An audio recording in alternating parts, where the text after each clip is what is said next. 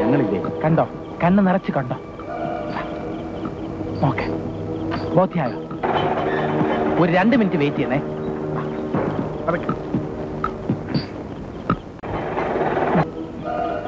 ബോധ്യായോ? മതി ടോർച്ചടിച്ചത്. എന്നാ അമ്മാവൻ ചെല്ല്, ബാക്കിയെല്ലാം പറഞ്ഞു പോലെ. കൈവിട്ട് പോലെ അതൊക്കെ ഞാൻ ഓട്ടോറിക്ഷ കെട്ടി വിട്ടെ. ഇയാൾ എന്തിനാ എന്നെ കാണിക്കണേ? കല്യാണം കഴിച്ചു കൊടുക്കാനാ? വാ.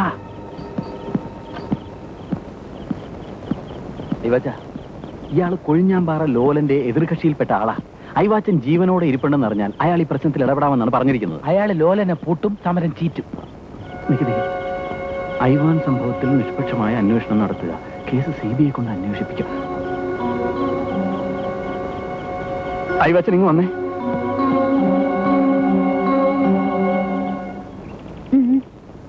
ഇതിപ്പോ 10ാമത്തെ ഐഡിയ. ഇനിയെങ്കിലും ഈ വണ്ടിയിലുള്ള സവാരി നിർത്തുന്നതല്ലേ ചേച്ചി ആരോഗ്യത്തിന് നല്ലത്?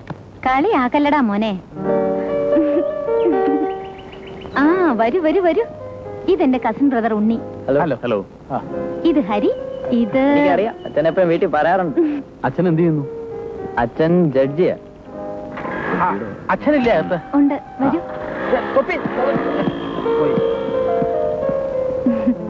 ഇരിക്കൂ.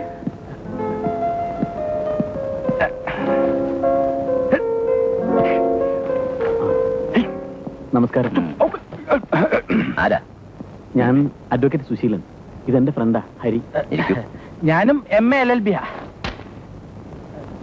എന്താ കാര്യം? ഞാൻ മിസ്റ്റർ ഐവാച്ചന്റെ അഡ്വക്കേറ്റാണ്. ഏത് ഐവാച്ചൻ? ഒരു ഓട്ടുകമ്പനിയുടെ സ്ഥലത്തെ പറ്റി താങ്കളും ഐവാൻ സ്റ്റൈൽ ഫാക്ടറിയുടെ ഉടമ മിസ്റ്റർ ഐവാച്ചനുമായിട്ടൊരു തർക്കം നിലനിൽക്കുന്ന കാര്യം അറിയാമല്ലോ. മിസ്റ്റർ സുശീലൻ, കോയിക്കല ബാലൻ തമ്പി നിങ്ങൾക്ക് അറിയില്ല. കണ്ട അണ്ടനും അടകോടനുമായി നക്കാപ്പിച്ച തർക്കത്തിന് എനിക്ക് സമയമില്ല. If you want to clear any doubts, come to my office and meet my secretary. Anything more? No, nothing. Radhika, ദാ വരുന്നു.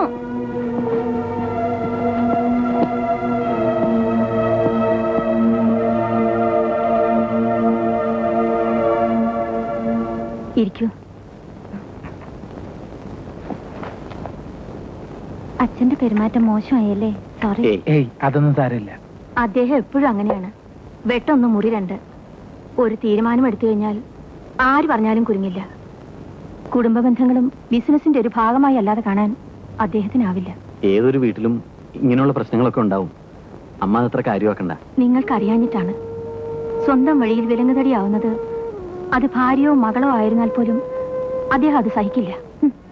20 വർഷത്തെ എന്റെ അമ്മയുടെ തോരാത്ത കണ്ണീരിന്റെ മുന്നിൽ അലിയാത്തൊരു മനസ്സിനെ നിങ്ങളുടെ മുന്നിൽ എന്നാല് ഞങ്ങൾ ഇറങ്ങട്ടെ.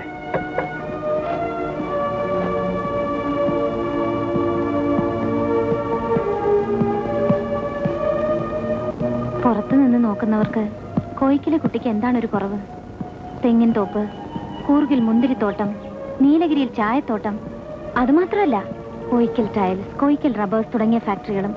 ഈ സമ്പത്തും സ്വാധീനവും കുന്നുകൂട്ടുന്നതിനിടയിൽ ഒരിറ്റ് സ്നേഹം സ്വന്തം ഭാര്യയ്ക്കും മകൾക്കും പകരാൻ മാത്രം എന്റെ അച്ഛൻ മറന്നുപോയി. ആ ചെറിച്ച, ഇതാണ് ഞാൻ പറഞ്ഞ ഹരി. ഇത് സുശീലൻ. രാധിക പറഞ്ഞിരുന്നു, നേരിട്ട് കണ്ടേ സന്തോഷം. ചായ എല്ലാം കുടിച്ചോ? ഇല്ല, കാപ്പ് കുടിച്ചു. എല്ലാം കഴിഞ്ഞ് തിരിച്ചു പോവുമായിരുന്നു. എന്തായാലും ഹരി തക്ക സമയത്ത് വന്നോണ്ട് ഞങ്ങളുടെ രാധിയെ ഞങ്ങൾക്ക് തിരിച്ചു കിട്ടി.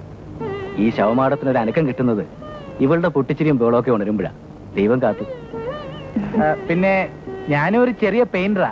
അതെയോ? ആ, എന്റെ വീട് ഫുൾ പെയിന്റ് അടിക്കുന്നത് ഞാനാ. ഞങ്ങൾ വളരെ ചെറിയ മോന്തയ്ക്ക് കുറച്ച് പെയിന്റ് അടിക്കാനുണ്ട്. അങ്ങനെ ഐവാച്ചൻ പുറപ്പെട്ടു പോയി എന്ന് പറഞ്ഞാൽ എങ്ങനെയാ നേതാവേ? അങ്ങനെ പോകുന്ന ഒരാളല്ലല്ലോ നമ്മുടെ മുതലാളി. എന്തായാലും ചേച്ചിനെയും കുഞ്ഞുങ്ങളെ ഇട്ടറിഞ്ഞുള്ള മുതലാളിയുടെ പോക്ക് ഞങ്ങൾക്ക് നേതാവിന് സംശയമുണ്ട്. അല്ലെങ്കിൽ പിന്നെ ഇതേ ദിവസം തന്നെ കൃത്യം നേതാവ് എന്തിനാ തിരുവനന്തപുരത്ത് നിന്ന് പറഞ്ഞു പോയത്? അത് നേതാവ് ഇല്ലാത്ത പ്രശ്നം കുത്തിപ്പൊക്കി സമരം ഉണ്ടാക്കിയിട്ട് മതി നേതാവേ, മതി. സമരം എല്ലാം മതിയായി. ഞങ്ങൾക്ക് നിങ്ങളെക്കാൾ വിശ്വാസം ആ ഭൂസ്വാ മുതലാളിനെയാ. അങ്ങനെ ഉണ്ടായിരുന്നപ്പോ 3 നേരം അടുപ്പിലെ തീ പോഞ്ഞിരുന്ന അത് ഞങ്ങൾക്ക് മറക്കാൻ പറ്റത്തില്ല. കുടുംബത്തോട് തട്ടിക്കളയുമെന്നൊക്കെ നേതാവ് പറഞ്ഞപ്പോ ഞങ്ങൾ വിശ്വസിച്ചില്ല. പക്ഷെ ഇപ്പോ നിർത്ത്. ഞാൻ പറയുന്നൊന്ന് കേക്ക്, എന്നിട്ട് എന്റെ നേരെ നേതാവേ, നിങ്ങളൊന്നും പറയാൻ വേണ്ട, ഞങ്ങൾക്കൊന്നും പറയാനുമില്ല. ഇനി ഈ തൊഴിലും കൊണ്ട് ഇങ്ങോട്ട് വന്നേക്കരുത്. മതിയായി, വരുന്നടാ.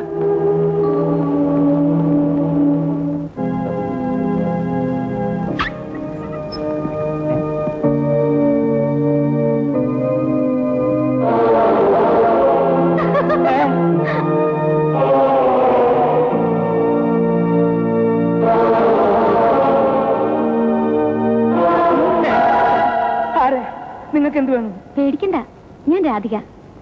ഹരി പറഞ്ഞിട്ടാണ് ഞാൻ നിങ്ങൾക്ക് ഇവിടെ താമസിക്കാൻ സൗകര്യം ഉണ്ടാക്കി തന്നത്. ഇത് രാധികയുടെ സ്ഥലമാണോ? അതെ. എന്താ പേര്? ഐവാച്ചൻ. ഐവാച്ചൻ. ഞാൻ ഐവാൻ ടൈൽസിന്റെ ഓണറാ. രാധിക, എനിക്കൊരു ഉപകാരം ചെയ്യൂ. എന്റെ റോസിയെയും മക്കളെയും പിരിഞ്ഞിട്ട് എനിക്കിവിടെ കഴിയാൻ വയ്യ. സുശീലിനും ഹരിയും എപ്പ ചോദിച്ചാലും വീട്ടിലൊരു പ്രശ്നമില്ലാന്ന് മാത്രമേ പറയൂ. എനിക്ക് അവന്മാരെ വിശ്വാസമില്ല. മോളെ കണ്ടിട്ട് എന്നെ ചതിക്കുമെന്ന് തോന്നുന്നില്ല. അതുകൊണ്ട് പറയാ, മോളെന്റെ വീട്ടിൽ പോയി വിശേഷങ്ങളൊക്കെ ഒന്ന് അന്വേഷിച്ച് വിവരം പറയൂ. അല്ലെങ്കിൽ ഞാനിവിടെ തൂങ്ങിച്ചാവും. ഐവാച്ചായി വിഷമിക്കാതെ, ഞാൻ ഇപ്പൊ തന്നെ പോവാം. അതിന് മോൾക്ക് വീടറിയോ? ഞാൻ ഹരിയും സുശീലിനെയും കൂട്ടി പൊയ്ക്കോളാം. കുറച്ച് പാൽപ്പായസം, ഇന്നെന്റെ പിറന്നാളാ. എനിക്ക് വേണ്ട. ദേ, ഞാൻ പിണങ്ങും.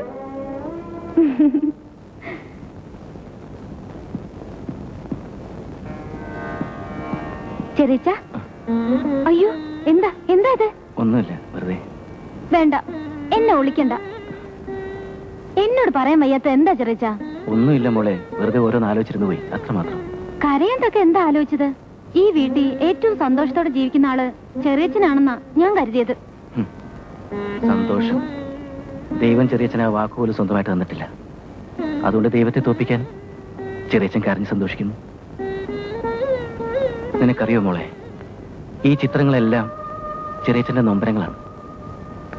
എന്നോ നഷ്ടപ്പെട്ടു പോയ കുറെ സ്വപ്നങ്ങൾ, എന്നും മനസ്സിലെത്തിക്കുന്ന കുറെ നൊമ്പരങ്ങൾ. ഓരോ നിമിഷവും കരുതും എല്ലാം മറക്കണമെന്ന്. കഴിയുന്നില്ല. നിനക്കതിപ്പോ മനസ്സിലായില്ല മോളെ. നടക്കാത്ത മോഹങ്ങൾക്ക് പകരമാണോന്നറിയില്ല, ദൈവം എനിക്കൊരു മുല്ലപ്പൂവിനെ തന്നു, ജാസ്മിൻ. അങ്ങനെ അച്ഛനാകാതെ അച്ഛന്റെ നിർവൃതി ഞാൻ അനുഭവിച്ചു. എന്റെ പൊന്നുമ്പോൾ ജാസ്മിൻ.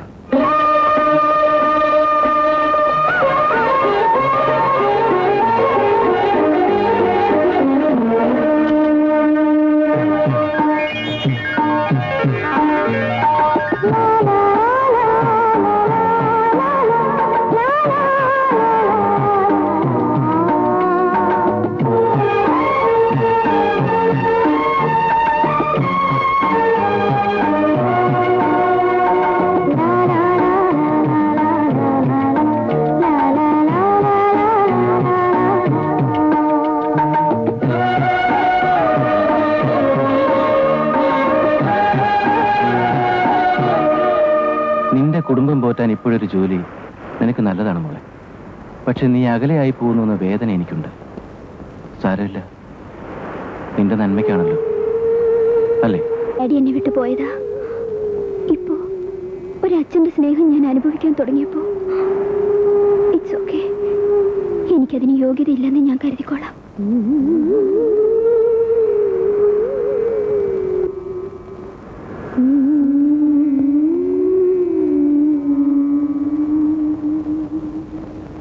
പുതിയൊരു ജീവിതം കൊതിച്ച് ബോംബെയിലേക്ക് വണ്ടി കയറിയ അവളുടെ മോഹങ്ങൾ ചീന്തിയെറിഞ്ഞുകൊണ്ട് 3-ാം മാസം ആ ശരീരം ഏതോ റെയിൽവേ ട്രാക്കിൽ ചിതറിക്കിടന്നു. അതിനടുത്ത് നിന്നും കിട്ടിയ ബാഗിൽ അവൾ എനിക്ക് എഴുതിയൊരു എഴുത്തുമുണ്ടായിരുന്നു. ആദ്യമായും അവസാനമായും അവൾ എന്നെ അച്ഛ എന്ന് വിളിച്ചെഴുതിയ കത്ത്.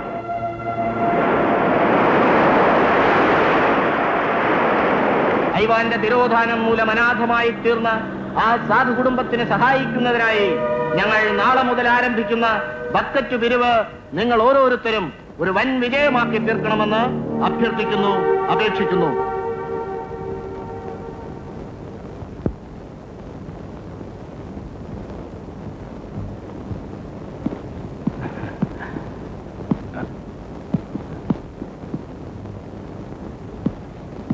അച്ചായ വേണ്ട, പാവം, കുറച്ചുറങ്ങിക്കോട്ടെ. എന്താ ചെയ്യേണ്ടതെന്ന് എനിക്കറിയാം.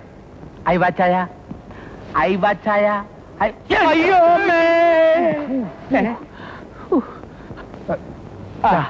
എന്തായി? റോസിയെ കണ്ടോ? കണ്ടു, സംസാരിച്ചു, ഒരു കുഴപ്പമില്ല.